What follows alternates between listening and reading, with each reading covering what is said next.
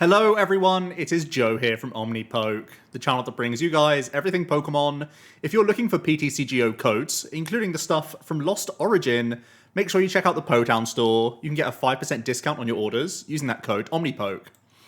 For today's video, we're going to continue looking at some online data. We have the first regionals happening over in the US this weekend, so our final time to look at the most recent tournament results, and Trainer Hill has finally updated with the Lost Origin stuff as well, so we can have an initial look at what decks are performing best into the expected field as well. So that'll come after we look at these initial top 8 placements. We have 5 events here. I've taken ones that are over 100 players, and the first one is the Tournament of Doom that was held on the 24th of September, I think this was, and it's a Giratina on top with a very respectable 9-1 record. This one is playing a double Empoleon package, which really is dividing the room. Many people think this is bait, many people think this is bust. You can obviously take advantage of attacking with Empoleon in this deck when you can gate to your stuff. And actually use the Swelling Slice as the double combo. I would expect that there are going to be heavily teched out Lost boxes going into this weekend. We started to see cancelling Cologne builds, not just quad rope anymore, and there could even be some Path of the Peak base builds of Lost box at this stage. So I would be aware of that. The effectiveness of Empoleon is up for grabs, really. We'll have to wait and see. Some people think it's complete useless and waste of space. I think personally, I would probably only be playing it in Kieran Palkia right now, possibly Zoroark, but I don't know why you'd be playing Zoroark, because we'll look at the data later. I don't think I'd put it in my Tina, but in this case it worked out well. Also the tech of the Drapion, really, really solid card. I think for Kieran Palkia, for Giratina, and I think those two specifically, just one include of Drapion basically wins you Mew, just like on the spot, so I do think it's a worthy tech card in a couple of the other aggressive decks in the game, because Drapion covers one key knockout, and in this case, Requiem covers another. In Kiram's case, you just power up a Kiram with Palkia's V-Star power. So you can definitely beat the quad DTE Mews pretty easily if you're Tina with a Drapion include. Of course, the downsides is it's an awful starter. It's a Pokemon that can get horned back into play in like Palkia and other matchups here and there as well, and can get targeted down. So there are reasons to not like the Drapion. But if you want to just commit to beating Mew, it's okay. Interesting to see the Collapsed come in here. I still think Court is so essential with the Greninja, especially when you have 3 different types of energy. It just allows you to Moonlight Shuriken more often as well. So yeah, just a quick discussion on Tina and where it's at the moment. I do think Roxanne is pretty core right now in Tina. Thornton is clearly not core, because there are ones that are doing well without it. But Thornton is obviously a consideration card as well. But yeah, nice winning list here. We have our first Lost Box. It's going to be interesting to see just within this week how Lost Box has developed. It seems by far, and already we're seeing Path of the Peaks in a high count, it seems that Radiant Zard is by far the most popular deck and the one that, or the most popular build, and probably the easiest to play build, I want to say, which isn't like a slight on the deck. It's just saying it's far less of a like problem-solving deck than the Mirage Gate-based builds. It is more linear in what it's trying to do. You're attacking with Cram, like turn 1, turn 2, turn 3. By that point, maybe you're weaving in Sableye. By the late game, you're weaving in Zard. And it's just making the most out of your damage counter placement, trying to do Ziggy Net shenanigan plays. The double Manaphy in here is really strong for Palkia Inteleon, because even a cancelling clone doesn't scuff you, which is really good. It's pretty good into Dialga V-Star as well, because very often they'll try and take 2 turns by knocking out the Manaphy, and then they can use their Greninja to take 2 one-prize knockouts. So having 2 Manaphy in play blocks that as well. So really solid. Also gives you, license to Lost Zone 1 pre like deck search even at times in Mirror. And again in Mirror, just access to this card all the time, not locking yourself into a Clara is nice. So there's big upsides to playing 2 Manaphy right now. I actually kind of respect it, to be honest, as a key card. The Lost Vacuum has to be a high count in conjunction with Path, because you always want the late game option to become a Charizard deck, which is key. But Path can also slow down the likes of Mew, which is a nice thing to have in here if ever you need it. What else we got? Still a couple horns. I feel like the 3 or 4 horn build is kind of overkill, but I don't mind 1 or 2 in here at all. Has Roxanne and Marnie going on. Seems pretty reasonable to me. I think, yeah, Path of the Peak is... I think I like it less than Cologne, because Pokestop lets you go fast in every other matchup. Whereas, and like you draw like bricks in clones here and there, but you just see them earlier against Empoleon anyway, and you just want them early, right? It's just too important for you to see, like, you have to see them in a timely fashion. So space-wise, you gain space by playing Path, but I think the more efficient actual, like, answer is probably Cologne going forward. Let's have a look at some Arc Intel. Did pretty well here. Arc Intel's kind of creeping back up in popularity. I don't think this is... So, wow, okay. This is playing a Vacuum and Lost Cities as its new card includes. I was expecting to see a Radiant Guardi, but not quite in this list. I think Radiant Guardi is solid into Tina and reasonable into Mew, actually, because Mew naturally has to bounce Path all the time, but then your Guardi's back online, and it's pretty resource intensive for them to get through chunky arcs all the time, and it actually makes your Sharon's Care stronger against them, because even putting down regular Vs are more awkward for them as they get to the later game stages, so that's really nice. If you can just get them to burn stuff into Arceus at any point, or just so that they can cycle through their deck, you really run them out pretty quick. Especially with the Vacuum now as well. Vacuum being that interesting middle ground to get rid of like belts against Mew and stuff, that can be kind of strong, to be honest. So that's a cool include. Otherwise, it looks pretty straightforward. We're still good old-fashioned Arc Intel, and its stats are really good right now as well, that we'll look at later. So I kind of respect Arc Intel just being a deck in the game where we are close to an optimal 60 already, and you can punish new deck lists that aren't. We see Cal Connor, who's been tearing up the online scene at the moment, really is enjoying their time playing the game right now in online events, and they're trying all sorts, which is great. They're just jamming tournaments with whatever they feel like and doing well with basically everything, which is a testament to their skill level. This is going to be a DTU Mew with the double City, double Stop. I think this is probably going to be a common split that you'll see, but there will also be some Path of the Peak-based Mews, thanks to another tournament that we'll look at later. But otherwise, you know, you got the Marnies, the Averys. No Roxanne in here is kind of an interesting one, because I do value Roxanne that little bit. Also eating into the sort of phone count to have some shoes. Shoes can be nice, obviously, with phone in conjunction with each other. So I kind of like... I even prefer a 3-1 split, I think, of shoes and phones. Because, like, I like the shoes in conjunction with phone, but also in conjunction with Silene, like, quite a lot. Those can be really strong options. Because, obviously, you can Silene a stadium, then shoe the stadium, and then get back drawing with your Genesect. So there are reasons to like a small count of shoes in here, but I want to increase the phone count a little bit before anything else, and then maybe think about the Roxanne play as well. We have more Giratina. Yeah, another Drapion sneaking in, so doing really well here. Is this the exact same list that we've just seen? It was close, right? Maybe it's just a net deck from a previous tournament, or maybe they are teammates possibly as well, 2 Japanese players. Or maybe it's a popular Japanese 60 that's just come out. We have an Arc Tina Peak. Very cheeky on their counts. A 2-1 Tina, a 1-1 Flying Peak. This has made space for the Empoleon, my goodness. This is like, I want the smorgasbord that beats a little bit of everything. It has the Drapion in here also. Cool to see that there's an Arceus doing like kind of okay that isn't playing any paths. Like, Bibarel Arc was so core on just Marnie Path being a win condition. But now it's like, wow, we've got Radiant Guardi for that little bit of tankability, a Drapion in here to help out against Mew as well. What are these tools? This is just take your pick Arceus. I don't think this is going to be a deck you'll see quite as teched out like this, but, you know, when there's Starbirth, there's a way to cherry pick the right ones for the right situation, I guess. But that's kind of wild. We have our first Kyurem Palkia. This is going to be just playing the 1 Empo, which I think people will shout at this point. The Nessa as well, I feel, is not that strong from what I've played with the deck. Much prefer just Retrieval being an Irida option whenever I need it. Otherwise, pretty straightforward stuff. I think a Marnie or a Roxanne is like making its way into this list as well. And Rotom Phones are coming into spaces like this Nessa, which is just like not quite as strong of a card. Even things like the Retrieval are going out for Rotom Phones at this point. Like, 4th copy of Kyurem, just make as many space for phones as possible, because phones are so busted in this deck, to be honest. Phones really unlock the deck, because it's not a naturally like high-drawing deck too much outside of Greninja usage. So the phones are really important to make the most out of the times you do draw cards with your Melanie or your Greninja. We have a Hisuian Goodra V-Star list doing well. Kind of cool. I mean, Still, at this point, we're seeing the high capture VIP being the way to go with Melanie, which is what I've always stood by, and I really do like the concept. This one has made space for a couple quick ball in here as well, though. Even higher choice belt count, and that could be because they are playing this 1-1 Aegislash. Aegislash gives you a good way through many mill tanks, which is a good thing.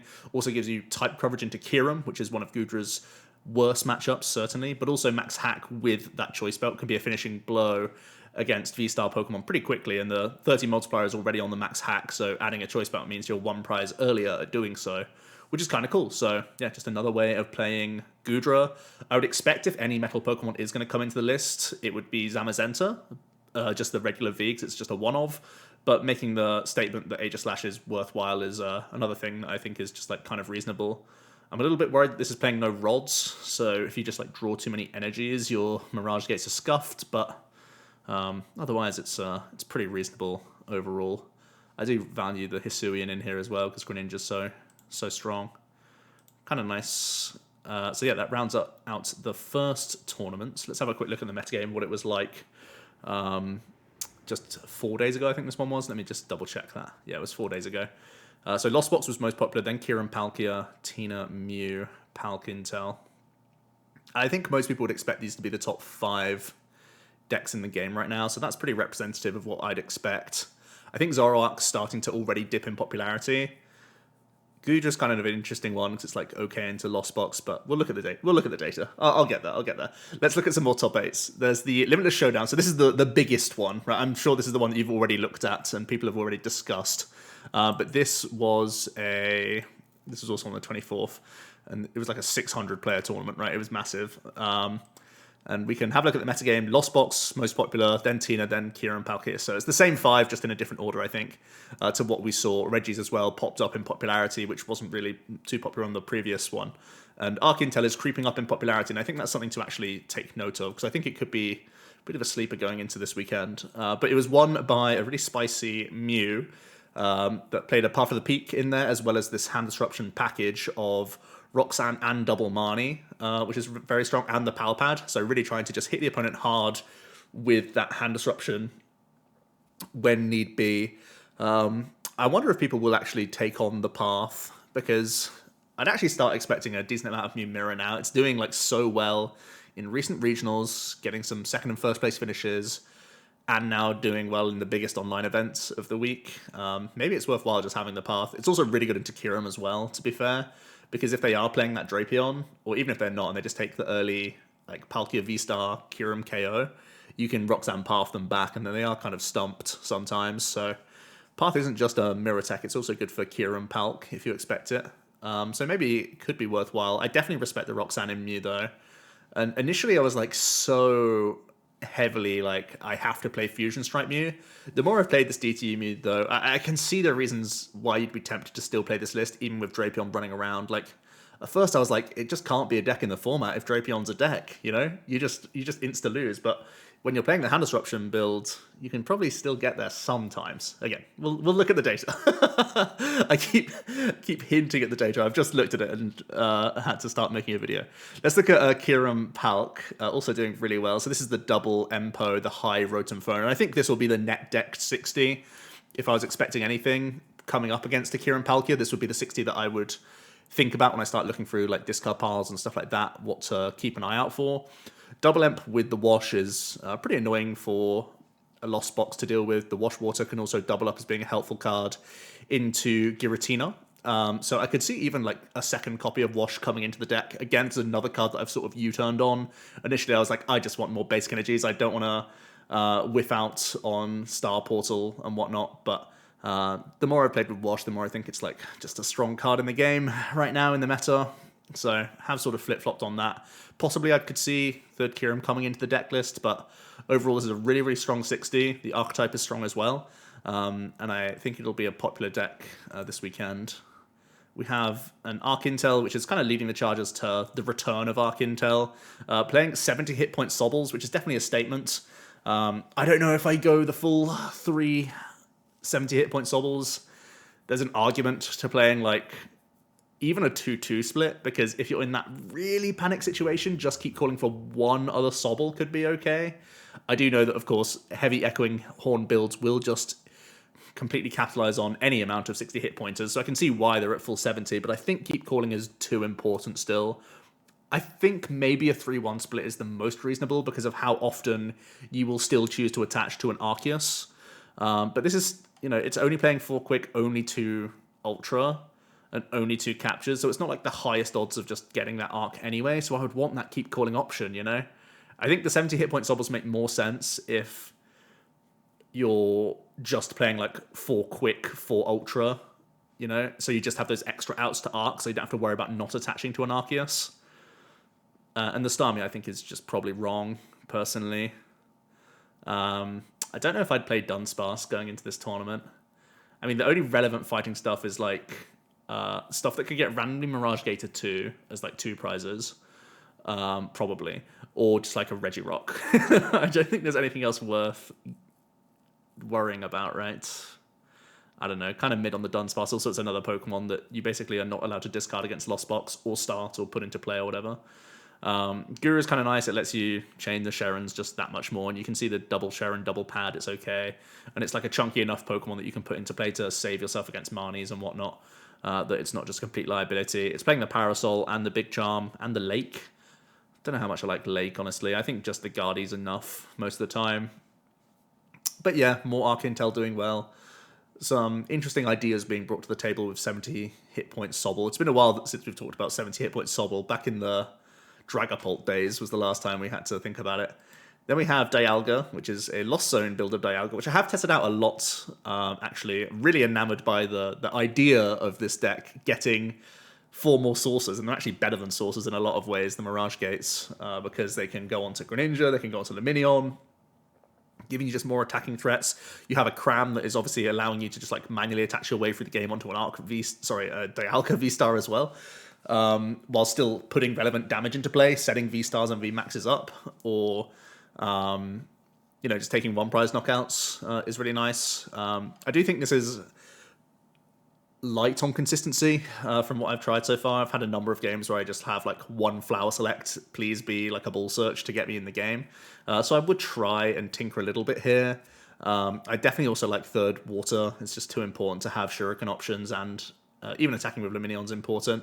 But if you do have the third water, it makes me a lot more comfortable of Star Chronosing through a Manaphy against Lost Box and then just going for the Greninja plays. So I think that's important. I would definitely like that as an option, because it's not often that people will proactively put double Manaphy down against a Dialga. It's not something that's like that intuitive to people. So I think I like that as an option. But there's definitely something here. Dialga is, I think, improved from the previous set by the build, the new build of Lost Engine. We have a Palk Intel. Anything much to note on here? It's playing the Candies, which I think Candy is just so good into Lost Box. You kind of want to just yeet straight into an Inteleon. Also just gets you evolved up as quickly as possible. I like even thicker Intel line personally at the moment. I like double Shady Deals so that you can still tutor throughout the game, and then you just leave Inteleons on the board for the Sableye to sort of deal with, because they just have high enough hit points that it's not really that worth it. So I like even thicker Inteleon package right now by just having the extra Intel. It's weird that like having more of the package makes it less vulnerable to Lost Box, but that's how I've found it right now. Has the 3 stadium split. The collapse is kind of interesting. It can sort of bait Sableye plays and other setup damage onto something, and you can just collapse it away. It's also kind of cool in mirror. You can make some funky plays here and there. So I do like that as an option, and it obviously helps out against Regis as well, which is, it's an okay matchup for you, but it's a little bit out of your control without the collapse. I think with collapse, it's completely in your control to like force awkward 1 prizes, then have Roxanne collapsed. You're going to just keep tempoing out on them, essentially, which is kind of the idea. But yeah, pretty strong looking Palk with the heavy capture energy over like higher VIP pass. Kind of cool to see that. Again, very strong record, 11-3. We still have... There was a lot of variety in this tournament. There was another Radiant Zard Lost Box. This one is playing the Pokestop build. This isn't playing any Colognes or anything like that, so it's kind of just like a little bit concerned about Empoleon. Empoleon could end up being that sort of boogie monster, which is only really in like 1 deck, and I think it only really makes sense in Kieran Palkia personally right now, People may shoehorn it into other things, but I think at the moment it only makes sense in like one deck. So is it just going to be one of these cards that you don't need to fear that much? I don't know. Maybe just like 2 Colognes.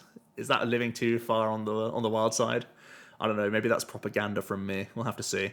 But yeah, this is essentially the list that we saw do really well in. It was either Japan or this is the Japanese list that did well. The Singapore list was more toolboxy.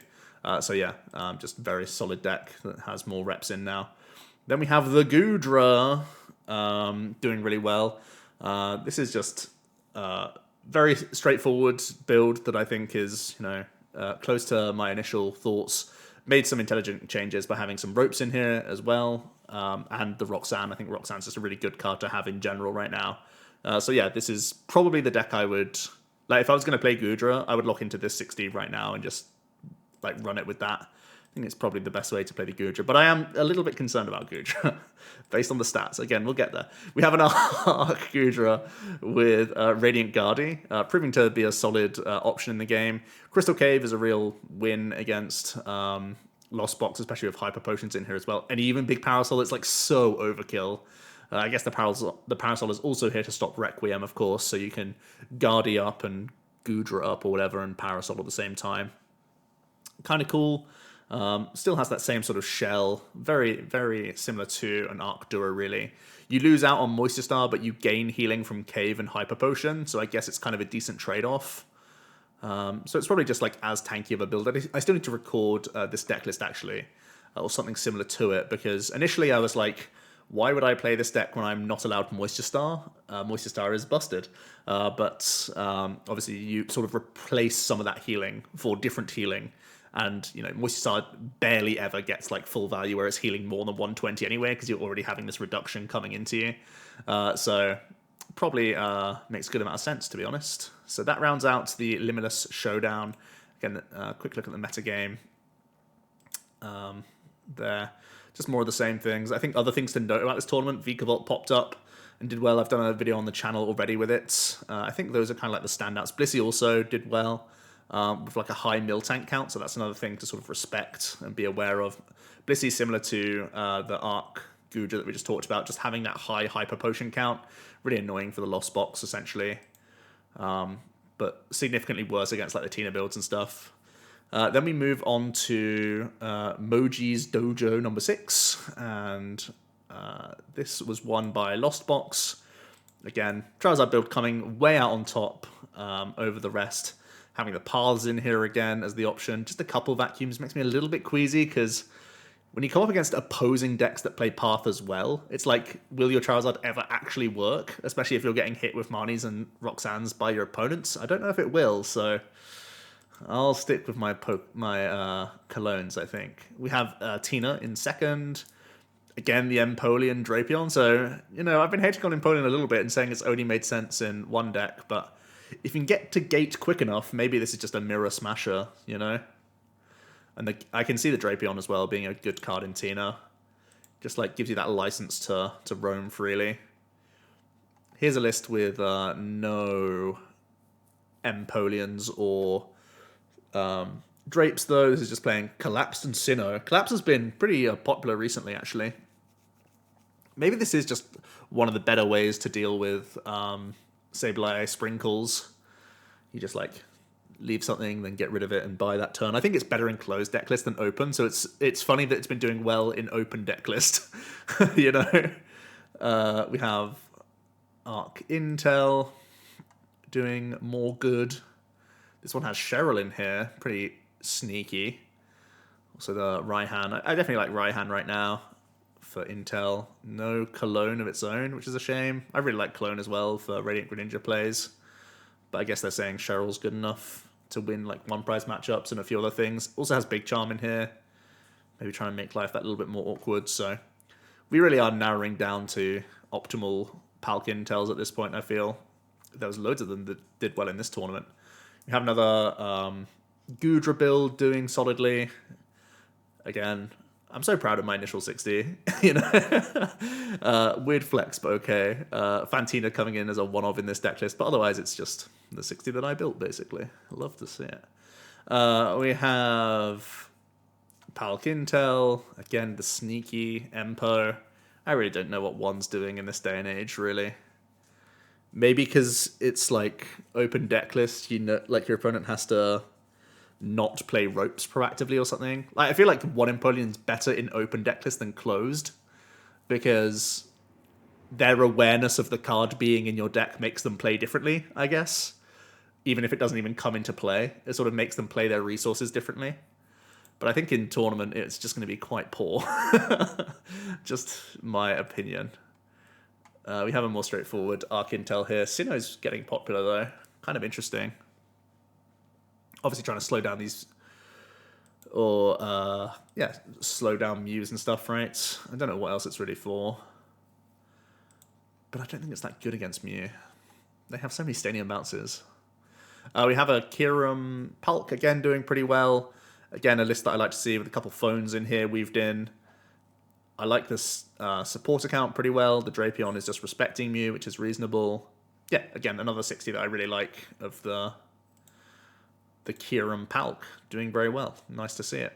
Metagame is probably, yeah, more or less the same. Still those top 5. So I think these are concretely the top 5 decks, and probably are the top 5 in popularity as well. And I think there's like a big dip.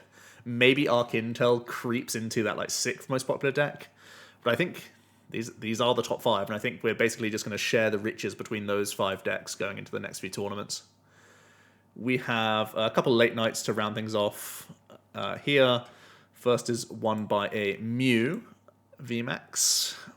And again, I think this is the same list that won the... Oh no, it's Heavier Switch Cart. So Heavy Switch Cart is really interesting for the Lost Zone box matchup, right? Switch Cart is actually such an impactful card in that matchup, because very often the opponent will ignore Mew VMAX and try and deal with your Genesects over and over again with just like hitting with Snorlax, with Cram, and then with Sableye to like clean them up sort of thing. And even with Greninja as well, if that's an option in some of their lists. So switch carting is kind of cool. I also think Crystal Cave could end up being a card that comes into the list, because Lost City is like obviously very good for dealing with Drapions, but if you're saying that you lose to Drapion anyway, which is like a horrible thing to say, but if you tell yourself you lose to Drapion anyway because people will time it like correctly regardless and have another one-hit KO set up elsewhere, if you tell yourself it doesn't actually work and that Reggie isn't going to be popular, you could actually just play 2 Crystal Caves and not have to play switch carts. Or play like just 1 switch cart or something. Kind of could be interesting. But I do like the relevant heal is a thing. So I wonder if we'll see some Crystal Caves sneaking back into Mew. Could definitely catch someone out in a closed decklist situation. We have Tina, again with the Drapion coming in. Still lost though. Still lost to Mew in finals. We have a very toolboxy Gate build doing well. This one with the Kyogre combo. For those who don't know, you can cycle your way to the very bottom of your deck, and then you play Ordinary Rod, and then you Mirage Gate onto the Kyogre, so your deck goes back to 0 energy, and then you Recycler, and then you use Kyogre to do 250 spreads. It has to be to bench Pokemon. But that can be like a wombo combo finishing play in the deck, which is kind of cool. And Zygarde is a really annoying Pokemon for Arc, I guess. Kind of the big deal here. Could do a ton of damage into Arc anyway. So yeah, I think this is just like the fun list. I don't think it's that good, to be honest, from what I've played. You have to play like a silly amount of energy, which takes up a lot of space, and then like you still need to get to the bottom of your deck somehow. We have another Arc Gudra, this time with a Zamazenta snuck into the list as well. What is this walling? Is it just to burn tablets against Mew? Is it so Mew has to burn tablets into you? I guess. It's not that strong into like Kyurem though, is it? I guess Palkia is so bad into you that this is like a more proactive way of like stopping Kyurem or making them not attached to Kyurem. Kind of funky. I don't know if this is as good as the aggressive Zama. I guess you're not playing Mirage Gate, so you can't just like bench a Zamazenta and swing with it. You kind of just have to jam this guy into play and say, deal with me. Interesting include. I definitely need to test this deck more though, because it's starting to pop up, and Haven't seen much Arc Dura. It's all been Arc Goo now instead.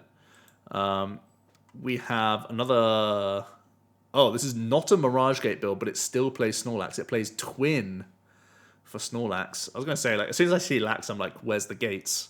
But this guy can just be an annoying one-prize Pokemon, almost like a sponge, to be honest, because it's big. Man, if you only... I guess it plays 2 Raihan as well. I guess that's kind of the idea. So this is trying to get Zard out earlier on the board, and you play Rod and Clara to try and reload the Zard as well. If you're going to do this, I kind of... Like, why are we playing Collapsed here? Are we playing so we can fish, then Collapse straight away? And if you're playing double Raihan, why are you not playing Zero Aura and some Lightning Energy to just deal with Empoleons as well? If you're committing to double Raihan, I definitely like playing Lightning stuff in here.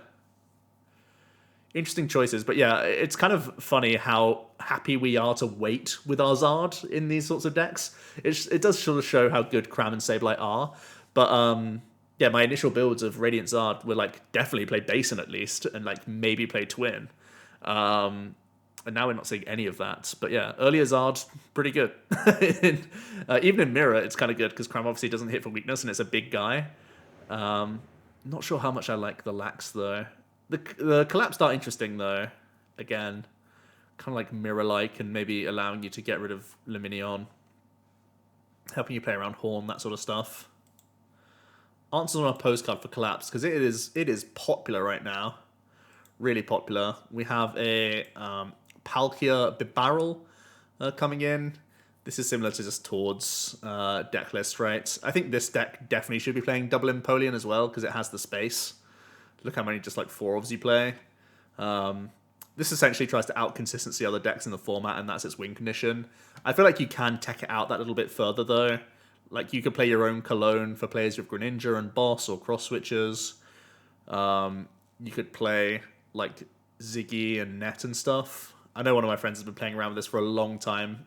Played it for the Open and stuff like that, and they've been having some pretty good results with it. So I rate the archetype, even though it's like quite simplistic. We have another, this time a straight Goodra. Back to basics. This is, again, close to my 60, but with Parasols snuck in. But yeah, seems good. And we have another Mew here with the Deoxys. Hello. Deoxys being a 120 hit point, 1 prize Pokemon, so that you can use it against Cram that little bit easier. Has Switch Cups, has 1 there's so much going on here. This is kooky. 1 phone, 1 cups. It's been a long time since I've seen cups. 2 catchers. Man, this is a wild list. This is truly wild. I don't know how they came to these counts. 2 Sparkle as well. So greedy. Ugh, crazy. Mew is wild. In the same top 5 in terms of popularity. And then we have another late night. The sort of later night was won by Alex Szymanski with his Cologne build of Zard. So essentially, what I was saying earlier basically came to fruition. I know Alex has played this in a couple tournaments now and has been ironing it out. And I think Triple Clone has a lot of value. I could even see a Mirage Gate build of Cram Sableye playing Colognes, because then you're good in Mirror as well, because you can bring them up with Greninja and Wombo combo with a Cologne. Because in Mirror, they have they're so light on disruption cards that you could try and make that play happen. But the Colognes at the moment are just cards that you can use against Empoleon, essentially, and a few other niche spots here and there, but mostly for Empoleon.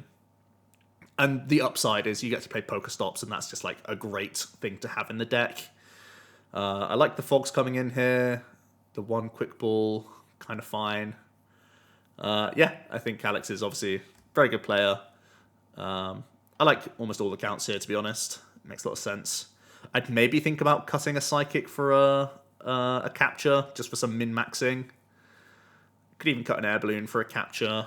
I like capture energy. If it wasn't perfectly clear, just for extra outs for Confays, because they're a little bit light. It's VIP's 1 level 2 Fog. Other than that, though, really, really strong. list. Player, obviously. Even able to beat a Blissey in finals. Now, that's impressive. Very Healy Bliss as well. I think this is just similar to Dimitri60 from the Limitless Showdown. Looks to be very similar. So yeah, I would have thought a Healy Blissey would be good into Lost Box, but hey ho. More Arc Goo, so it's really on the uptick. I'd actually low-key think about Arc Goo being one of the more popular decks. I might have to add it to the meta-analysis that we look at in a moment to look at its stats. Because yeah, it's getting some results. It's starting to get there. It's looking like the new Arc Dura. As we see more Palkia coming in. Nothing too exciting here. Having Roxanne and Amani, I guess, is the biggest thing here. Otherwise, people have already nailed a really good list for this deck by the looks of things. More Double Turbo Mew doing well. It's almost, again, this is very similar to the winning list. It's just added in the Cheryl by the looks of things as the key include from previously. Then we have also another kind of low-key deck that's been getting a little bit of sort of background hype is this Shadow Rider Arceus deck because you have Skate Park in here to recover your energies as you retreat that then lets you Underworld Door to draw more cards. So it's like a mini engine that you have going on, which is kind of cool in the deck. You obviously have a ton of acceleration with the Arceus and with the Calyrex, so it can build up quite quickly. You have Espeon that can be an annoying attacker, but it's mostly in here to deny effects of attacks, which is really good against Tina and also good against Sableye as well. You got the Guardy to try and make you that much more tanky. And I think what's really cool about specifically Espeon and Shadow Rider is Dark Weakness is like the best weakness in the game right now because the only actual Dark Pokemon that sees play is Drapion. And it literally can't do anything against you because it's too expensive to attack with without its reductions. So yeah, this is another deck that I'll probably have to put some time into. It's been a while since I've played Arc Shadow Rider, because that was something that I tinkered around with when Arc first came out, and I was like, why would I just... we can't really play this when there was so much dark in the format. The Calyrex was just fodder. But now you're essentially actually a tank again, and kind of cool that you have the Espeon inbuilt as well. Some cool stuff going on here. Don't know if it's better than Arc Goo, though. Arc Goo may just be like the more simple list that's trying to do the similar things matchup wise. Then we have a couple Tinas rounding things out again. Starting to see Drapion sneak in. This one is playing the Thornton as well. Playing the Tool Jammer. Otherwise, pretty straightforward. It's sounding like a broken record now, but we have one more Tina to look at. And again, it's just the classic package of the 2/2 Tina with the Thornton. The 2 Cram and the 1 Sable. Gives you more space for some trainer cards, which is a classic. So yeah, Tina's still really strong. So that brings me to Trainer Hill data. I really hope I put the... Okay, let's add one more deck, because I'm actually curious about it. Yeah, Arc Gudra. It's not the most popular. I may as well add this in just in case anyone's been playing it. I may as well just add things in that I think could see play theoretically. That seems reasonable. Okay, let's look at the data together. I've gone for over 64 player tournaments, I think. So there will be a few gaps in here. Let's go for 1 game played so we can get those 100% showing up, which is always funny. But yeah, I think the key standouts that I saw, this is Trainer Hill, by the way. And by the way, they also have a tier list creator feature that they've recently added, which I think is a really cool addition, by the way. But we have some really interesting data. So first of all, I think... okay, so wow, Arc Gudra... bad into... Well, 0% is obviously too much, but they've lost to other Arc variants, which is kind of interesting. But their win rate is absurdly high. They're bad. They're really bad against Mew. Way worse than Arc Duraludon into Mew. Like, Arc Duraludon is way more favored into Mew. This is terrible into Mew. And it's bad into normal Gudra. But look at the win rate on everything else. Obviously, there's a lot of 100%, which looks like really high. But they've only played like a handful of games. So maybe we just need more data for this deck. But I think it's probably a deck. I'm a bit worried at how bad its Mew matchup is, though. Because obviously Gudra V is way less tanky than Duraludon V. So it's way easier for them to go, yeah, Gust 2 prizes, do the Horn 2 prize thing. Whereas at least Duraludon makes it that little bit more awkward because they can get a Mustard, for example, and never put a V down into play. And even the regular V is just that little bit more tanky. So maybe just having a bad Mew matchup means you can't play this deck, but it has some decent win rates here. Obviously, the hundreds look absurd, but we'll get more data for this.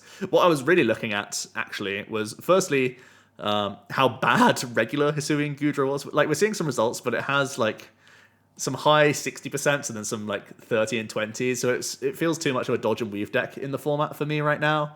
The decks that I really think are standout decks would be Palkia Inteleon is positive into almost everything. It's weak into Blissey, and it's weak into Arcdura, and apparently it's weak into Arcgudra. It's lost 4. But it's really strong into everything else. Like, it's 1% plus into everything else. So I think if you're good with Palkia Intel, and like you've played it before at tournaments, I think it's an easy lock-in for the next couple events, because there's not easy counters. Like I just said, Arcgudra is like such a risky play, right? Maybe it's good into Palkia Intel, but it's terrible into Mew, so it's like, who even plays that deck? Mew's like surprisingly awkward, its win rate. Like, it's got a lot of like sub 50%, which I think is a little bit of a concern. Obviously in best of 3 you have to think about consistency, helping you win out some of these more awkward ones. I think the most interesting thing is your Lost Zone box is quite unfavored. It's a 38%er. So what I was saying earlier about increasing your switch card counts or adding in Crystal Caves could be really important for that matchup. So playing around with your stadiums, I think, will be interesting for Mew going forward. At the same time, though, any of these percentages can just get railed by how many Drapion you see in the day, so that's a bit scary. Lost Zone box, again, it's still figuring out what it wants to do, but it's actually got a number of, like, 40s and 60s. So it's clearly a strong deck. We've had some breakout performances, but it's, like, not the easiest deck to pilot. You really need to do good mapping, and you can get countered by some stuff. So I don't know if it's actually in the best placement right now. Like, of the top 5, it's probably the one that I would play. I'd probably play it above Mew, but I wouldn't play it above Tina, Kyurem, or Palkia Intel of the top 5 decks. So it's a top 5 deck, but probably not my favorite. I think Kyurem Palkia has a really good shot at like winning this weekend as well. I think for how new the deck is, we're surprisingly close to a really good 60. So I think that's like very appealing. It has the stopping power to beat the 2 and 3 prize decks, and it has at least double Empoleon to force things out of the 1 prize decks, especially if you play Wash Waters. It's like not a done deal, even if they play Colognes, because you're also gonna stop them like Sableyeing your guys and finishing you off. Keeping them on cram turns is like not that good. So that's kind of cool. Giratina's stats are also like very, very strong. Again, for a deck that's like quite hard to play, its stats hold up really, really well. So I think those are definitely the top decks. Like Kyurem, Palkia, Inteleon, and Tina, I feel like are the strongest and most well-rounded decks going into these first set of regionals. I wouldn't fault anyone for playing Lost Zone Box or Mew. And then if you want a wild ride, you can play Arc Goo. If you want a really wild ride, you can play some Arc Gudra, which would be kind of sick, to be fair. But yeah, let me know your thoughts down below. What did you analyze from this set of data? What's the most appealing deck for you? If you don't know what to play, anyone who's played Palkia can default back to Palkia. Even if you've defaulted to Arceus before, Arceus Inteleon has pretty good stats from what I could see. Like maybe a few 40% in here, but really not that many terrible ones. And again, you at least know that you have a decent 60 behind you. You basically just shove a Guardian and then you're the same deck that you were before. So yeah, that's my thoughts on how the initial metagame's been shaping up. Of course, this is still all online meta. There could still be breakout decks that we haven't seen before. There could be interesting tech cards going into all of these things. Let me know your thoughts down below. We have a couple of regionals in the US before I need to start worrying about my own regionals, so I'm going to be very reactive this set. I'm basically just like playing the top 5 a lot right now, making sure that I'm able to pivot into any of them for when it actually comes to me playing in a tournament. So I'm going to be an open book to you guys until it's the countdown to my own regionals. So thanks so much for watching, and I'll see you tomorrow for another video. Cheers.